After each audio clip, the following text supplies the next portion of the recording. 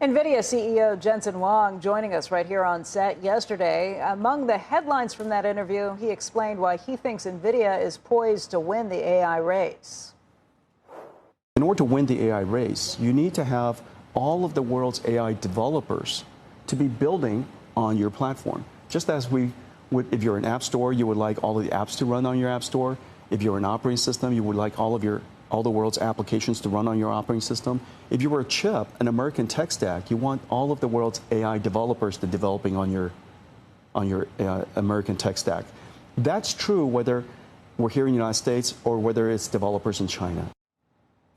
Joining us right now is Tony Wang. He is T. Rowe Price portfolio manager. And Tony, let's talk through the valuations of these AI companies right now. Andrew was just showing us some videos on Sora, and those are all great and interesting and fun things. But if you really believe the valuations of these tech companies, you have to think that there is going to be some serious business case uses for these things to pay for just how expensive it is, correct? Yeah, absolutely. I think that with every new market, there's a lot of new demand drivers that will materialize, but you can't see at the present day. And so what I'm looking forward to is, and monitoring, is agentic AI. I think that we're going to have a lot of digital workers that are going to work alongside human workers, and that's going to really uncap productivity. In addition, I think that we're looking for physical AI to manifest itself with robotics, and it's come a long ways, and I think it could be inflecting going forward. So definitely, a lot of demand drivers, I think, that we have on this AI market here. How far out do you see that? We already hear companies talking about how many agents, AI agents, they have working for them, but are you thinking that these are some serious changes that evolve over the next year or two, or does it take longer? Yeah, well, I think it's been happening pretty quickly over the last few months, actually. I think that the industry was talking about it over the last few years, but really, I think we're seeing an inflection in the last 3 to 6 months when we're on the road traveling, meeting with companies. And I think that it's happening at the intersection of IT services and software, where I think IT services is going from like a pyramid shape where you have billable human hours to now like a diamond shape where you have an orchestrator that's a human that's managing all these AI agents. And you can pull up a dash and there's like thousands of AI agents that are working. They don't have names, but they have numbers. And they really sit alongside existing software, I think, and augment it. As a result, it's almost like little pieces of software sitting on top of legacy systems. And I think that's the direction that we're headed to. Yeah, Jensen Huang said that all of their engineers are using these agents at this point right now. Where is the stock market play for that? Who do you think comes out on top in a situation like you're describing?